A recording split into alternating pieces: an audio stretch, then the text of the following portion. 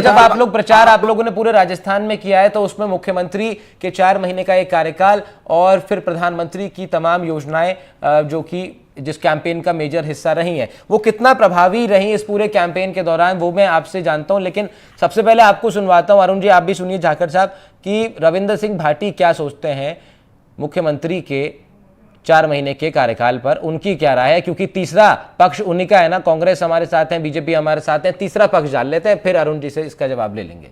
Ravindra Singh Bhati on chief minister. Bhajanlal Sharma की 4 महीने की सरकार पर रविंद्र सिंह भाटी का कमेंट। आचार संहिता लगी हुई है और चुनाव होते ही महीना भर लगभग मुख्यमंत्री जी को निर्वाचित होने लग गया और उसके बाद आचार संहिता लग गई। आने वाले समय में स्थितियां स्पष्ट हो पाएगी।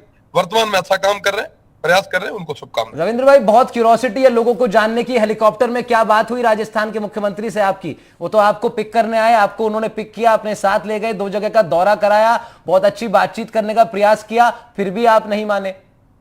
खैर आप वो, लेकिन हाँ। नहीं, ऐसी कोई बात नहीं, ऐसी कोई बात नहीं है। वो मुख्यमंत्री जी हैं। हाँ। और मैं शिव हूँ, शिव की जनता ने मुझे आशीर्वाद देके विधायक बनाया, तो जाहिर सी बात है एक विधायक मुख्यमंत्री से मिलता रहता है और नॉर्मली कोई विशेष कुछ भी नहीं। तो राजस्थान के मुख्यमंत्री भजनलाल शर्मा के कार्यकाल पर अपनी राय रख रहे थे रविंद्र सिंह भाटी। अरुण जी, आप लोगों ने अपने कैंपेन के दौरान पूरे राजस्थान में मुख्यमंत्री के कार्यकाल और प्रधानमंत्री की योजनाओं के साथ साथ किन और विषयों पर भी अपना कैंपेन रन किया है, किन स्थानीय मुद्दों पर भी?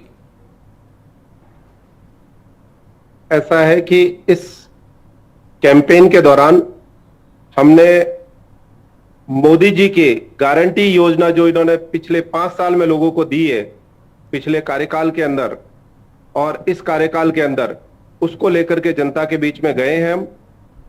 और इसके साथ साथ में कांग्रेस की जो कुनीतियां थी, जिनके कारण पिछले 5 साल के तहत ये राजस्थान वापस पिछड़ चुका है, और उस पिछड़े हुए राजस्थान को वापस अग्रणी श्रेणी में लाने के लिए हमने ये लोगों के बीच में गए हैं।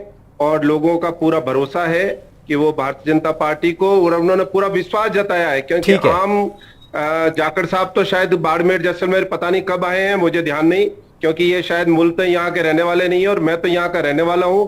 गांव ढाणी ढाणी में अगर जाकर के देखें तो लोगों की क्या स्थिति है। जो मोदी जी ने उनको बिजली जो दी है, आज अगर आप देखिए आजादी के बाद आज दिन तक वो किस तरह से बैठे थे, और आज देखिए वो रोशनी का एक बल्ब लगा के बैठे हैं। उनको एक उम्मीद है। ठीक है अरुण जी, ठीक है। के अंदर वो रोशनी। हेमंत सर, यही स्थिति है क्या? आम जनता जो है वो भी इस विकास के बदलाव को देख पा रही है इसी रूप में? राहुल जी, कांग्रेस के मित्र कुछ भी कहें, लेकिन हम तो एक बहुत सीधी सी बात ये जानते हैं कि जब तीसरी बार मोदी सरकार बनने जा रही है तो वो सारी बातें और वो आरोप बिल्कुल गौण हो जाते हैं। आप क्या जनता को बेवकूफ समझते हैं क्या? आप कभी ईवीएम पर आप अंगुली उठाते हैं, कभी आप संवैधानिक संस्थाओं पर आप अंगुली उठाते हैं। अरे आपके कांग्रेस के लोग आपको छोड़ के जा रहे हैं। आप राम में विश्वास करते नहीं, आप व्यवस्था में विश्वास करते नहीं, आप न्यायपालिका में विश्वास करते नहीं, आप ईडी का आरोप लगाते हैं, तमाम इस तरह की बातें आप करते हैं, तमाम इस तरह की बातें करते हैं।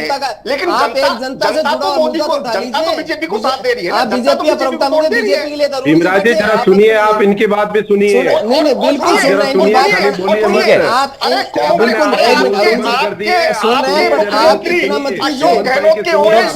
डॉक्टर साहब को मान मर्यादा में रखिए आप। मैं पूछना चाहता हूँ आप जनता से। ठीक है जाखड़ साहब, आपने अपनी बात रखी थी, हेमंत जी की बात सुन लेते हैं। हेमंत जी की बात सुन, हेमंत जी बात सुन रहे हैं, मैं ये कहना चाहता हूँ कि जनता से जुड़ी हुई, जनता के दर्द और की एक भी बात आप कह देते आप तो बीजेपी। जिम्मेदारी तो आपकी है ना जाखड़ साहब। हेमंत जी एक मिनट रुकिएगा। जाखड़ साहब, ये तो जिम्मेदारी आप लोग की है ना विपक्ष के तौर पर, तो ये जिम्मेदारी आपकी है कि अगर ये बीजेपी, मैं कह रहा हूँ ये जिम्मेदारी तो आपकी है ना, ये अगर मुझे सुनी भी है। पर हेमंत जी जब फ्री लॉन्सर बैठे हैं तब ये सब बात करनी जरूरी हो जाती है। बात को सुना भी करो, आप बात को सुना भी करो। ये जिम्मेदारी किसकी है? ये जिम्मेदारी हेमंत भाई गोयल की नहीं है, ये जिम्मेदारी जाखड़ साहब आपकी है विपक्ष के तौर पर। अगर ये मुद्दे एग्जिस्ट करते हैं तो आपको बताना था उनको अपने कैंपेन में। अगर आप उस मुद्दों को बता पाए हैं तो वो नतीजों में आपको दिखेगा, आपकी मेहनत रंग लाएगी। अगर वो मुद्दे एग्जिस्ट करते हैं तो वो पता लगेगा। बिल्कुल देख